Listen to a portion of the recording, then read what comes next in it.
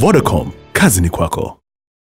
Niko na Nape Nnauye ambaye ameteuliwa kwenye uongozi wa JPM kuwa waziri wa habari, utamaduni, sanaa, michezo na wasanii pia. Anashughulika na wasanii kwenye upande mwingine. Kikubwa ambacho kitaanza Januari 2016 ni wasanii wa Tanzania wanaoimba, wanaofanya muziki kuanza kulipwa pale ambapo nyimbo zao zinalia redioni. Kuna kampuni maalum ambayo itakuwa ina mitambo ambayo inaweza kujua kabisa wimbo wa Chege umepigwa mara ngapi kwenye redio na redio gani. Lakini pamoja na hayo pia kuna redio ambazo ni ndogo ndogo na hazina mapato ya matangazo. Yaani hata matangazo ambayo wanayapiga ni madogo sana kulinganisha na redio nyingine kubwa Tanzania.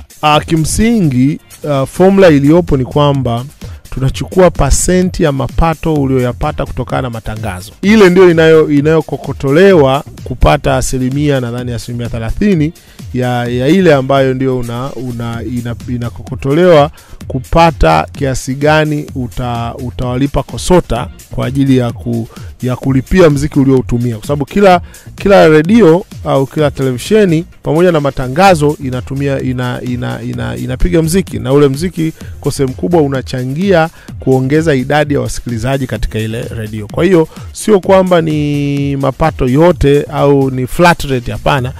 Tunapiga hesabu pasenti fulani inayotokana na mapato yaliyotokana na matangazo, ndio ile unayomlipa mwanamuziki. Ni kweli kwamba tumeamua kuhitimisha sasa jambo ambalo lilikuwa kwenye mazungumzo kwa muda mrefu, na mimi tuliahidi kwamba sasa tutaanza kuyatoa yale yalikuwa yakizungumzwa tuyapeleke katika vitendo. Tumeamua kuhitimisha kwa kutangaza tarehe ambayo wanamuziki wataanza sasa, nyimbo zao zitaanza kuchukuliwa rekodi yake na kuanza kulipwa, kwamba tarehe 1 mwezi wa kwanza mwaka 2016 kuanzia hapo kituo chochote cha redio na televisheni kikipiga muziki wa mwanamuziki, basi kitatakiwa kumlipa yule mwanamuziki. Na utaratibu wamepewa kazi watu wa CMEA na Observer kurekodi, kuangalia muziki wa nani umepigwa mara ngapi, halafu kuna pasenti itakayokatwa yako, mahesabu yatafanyika, ile pesa itapelekwa KOSOTA na KOSOTA watawapelekea wahusika.